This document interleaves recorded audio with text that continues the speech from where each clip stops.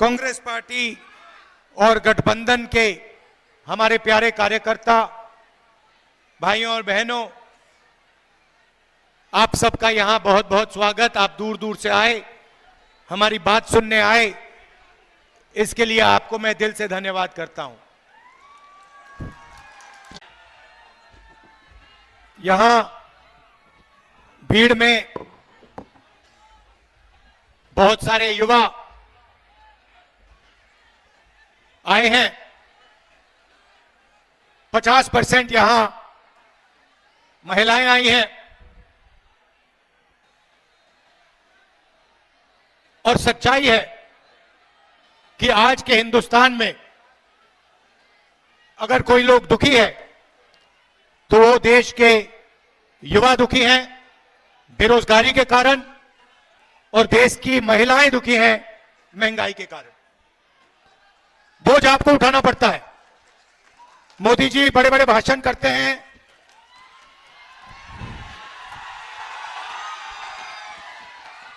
कभी सी प्लेन में चले जाते हैं, कभी समुद्र के नीचे चले जाते हैं, मगर बोझ आपको उठाना पड़ता है। जब पेट्रोल का दाम बढ़ता है, डीजल का दाम बढ़ता है,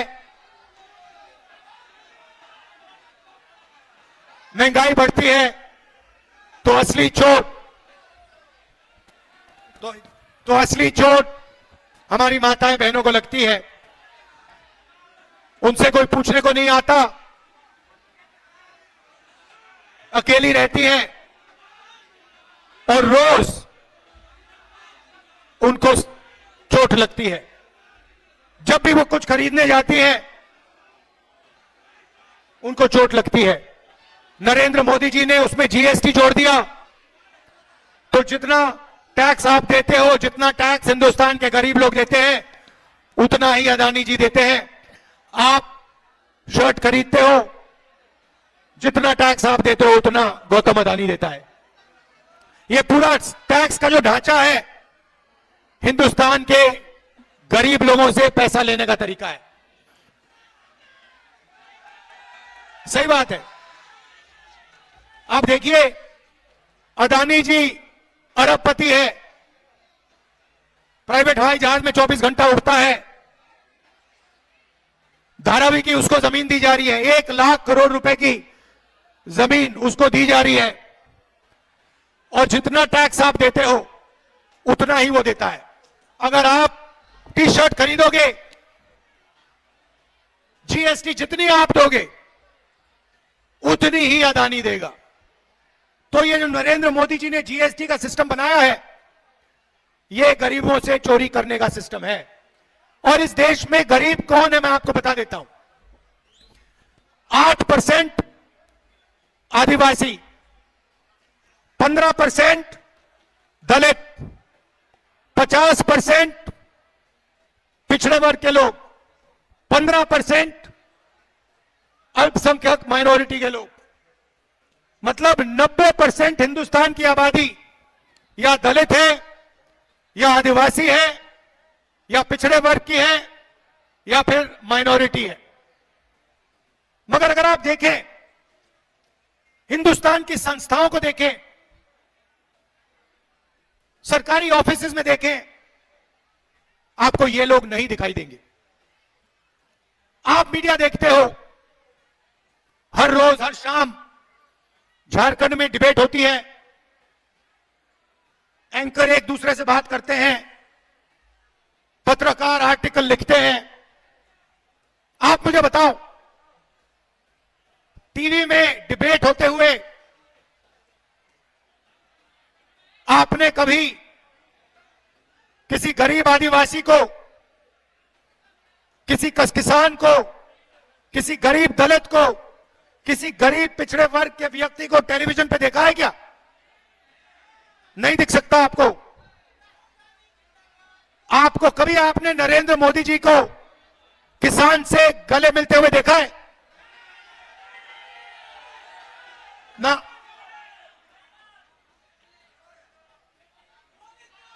एक बार मैंने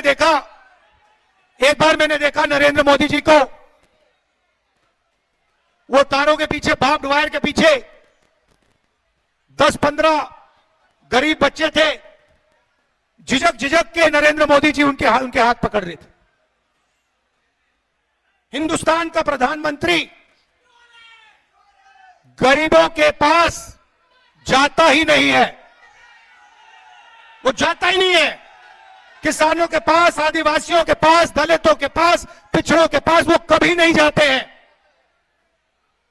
वो सिर्फ अदानी जी के साथ, अंबानी जी के साथ जाते हैं। भैया आपने बताया, देश में गरीब लोगों के घर में शादी होती है ना, नरेंद्र मोदी जी अंबानी की शादी में चले गए, किसी गरीब व्यक्ति की शादी में कभी गए? क्योंकि वो उनके हैं, वो आपके नहीं है। ये सच्चाई है। वो अरबपतियों का काम करते हैं। अब देखिए, जीएसटी का पैसा आप देते हो, आपके जेब से निकलता है और वो हिंदुस्तान की सरकार के पास जाता है, लाखों करोड़ रुपए। उसके बाद वो पैसा बजट में बंटता है। बजट को कौन बनाते हैं? 90 अफसर हिंदुस्तान के बजट को बनाते हैं। और झारखंड में जो पैसा बंटता है, यहां भी 70-80 अफसर उसको बांटते हैं। तो मैंने पता लगाया इन 90 अफसरों में जो हिंदुस्तान के बजट को बांटते हैं, इन 90 अफसरों में दलित कितने हैं, आदिवासी कितने हैं, पिछड़े वर्ग के कितने हैं, यह मैंने पता लगाया। आप हैरान हो जाओगे, आदिवासियों की आबादी 8% और हिंदुस्तान के जो बजट को बांटने वाले 90 अफसर हैं, उनमें आपका आदिवासी एक अफसर है, उसको पीछे बैठा रखा है। और अगर हिंदुस्तान की सरकार 100 रुपए खर्च करती है तो आदिवासी अफसर 10 पैसे का निर्णय लेता है।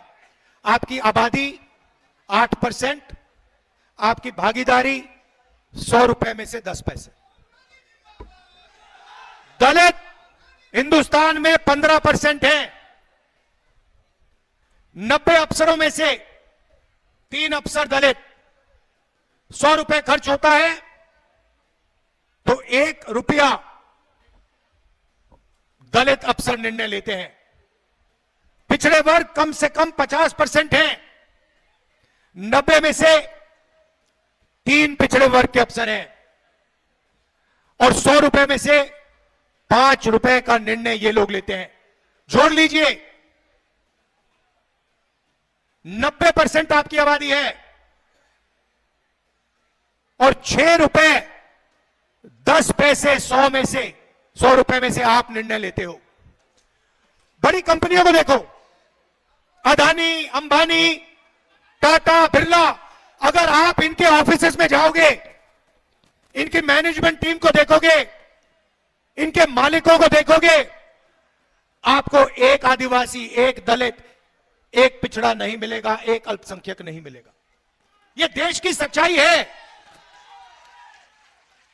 और नरेंद्र मोदी जी का काम आपका ध्यान इस बात से भटकाने का है कि आपको पता ना लग जाए कि आज हिंदुस्तान में 90% आबादी की कोई भागीदारी नहीं है। सरकार में नहीं है, मीडिया में नहीं है, प्राइवेट अस्पतालों में नहीं है, प्राइवेट कॉलेजेस में नहीं है, शिक्षा के सिस्टम में नहीं है, जुडिशरी में नहीं है, आप कहीं के नहीं हो। अगर पिछड़ों को ढूंढना है, दलितों को ढूंढना है, आदिवासियों को ढूंढना है, मजदूरों की लाइन में जाओ, दलित, पिछड़े, आदिवासी लोग आपको मिलेंगे। लेबर की लाइन में जाओ, ये जो सड़कें बनाते हैं, ये जो इमारतें बनाते हैं, ये इनका खून पसीना से बनती हैं। ये अपना खून पसीना देते हैं, ये इमारतें बनती हैं, बड़े बड़े ऑफिस बनते हैं, मगर इन ऑफिसेज में ये लोग नहीं जा सकते। बड़े बड़े रेस्टोरेंट बनते हैं, ये लोग बनाते हैं। दलित, आदिवासी, पिछड़े वर्ग के लोग अपना खून पसीना देकर ये बड़ी बड़ी इमारतें, बड़े बड़े मॉल बनाते हैं और इन मॉलों में आप लोग नहीं जा सकते। ये बदलना चाहता हूं मैं। अब बदलने का सबसे बड़ा तरीका जाति जनगणना, कि देश को पता लग जाए आदिवासी कितने हैं, दलित कितने हैं, पिछड़े वर्ग के लोग कितने हैं। दूध का दूध, पानी का पानी साफ हो जाए पूरा, पता लग जाए सबको कि भैया देश का धन कैसे बटा है, सरकारी संस्थाओं में हमारे कितने लोग हैं, दलित कितने हैं, आदिवासी कितने हैं, पिछड़े कितने हैं, सबको पता लग जाए। जिस दिन भाइयों और बहनों जाति जनगणना हो जाए उस दिन हिंदुस्तान में क्रांतिकारी राजनीति शुरू हो जाएगी। और मैंने साफ कह दिया पार्लियामेंट हाउस में, मोदी जी के सामने कह दिया, मोदी जी आप जाति जनगणना को रोकने की कोशिश कर रहे हो, मैं और कांग्रेस पार्टी और इंडिया गठबंधन देश को वायदा देते हैं, पार्लियामेंट में लोकसभा में वायदा देते हैं कि हम जाति जनगणना इसी लोकसभा में पास करवा के दिखाएंगे। और ये जो 50% की दीवार बना रखी है, रिजर्वेशन की दीवार बना रखी है, इसको हम तोड़ के इसको हम परे कर देंगे, रिजर्वेशन को हम 50% से ज्यादा कर देंगे। झारखंड में तो हमने कह दिया है, झारखंड में हमने कह दिया है आदिवासियों को 26% से 28% रिजर्वेशन हम बढ़ा के दे देंगे, दलितों को 10% से हम 12% कर देंगे और पिछड़े वर्ग को 14% से हम 27% रिजर्वेशन दिलवा देंगे।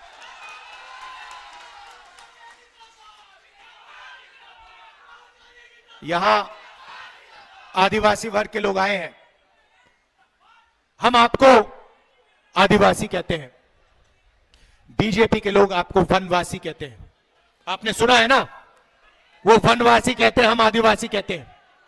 आदिवासी का मतलब वो लोग जो इस धरती के, इस देश के, इस जंगल के, जमीन के, जल के पहले और असली मालिक थे।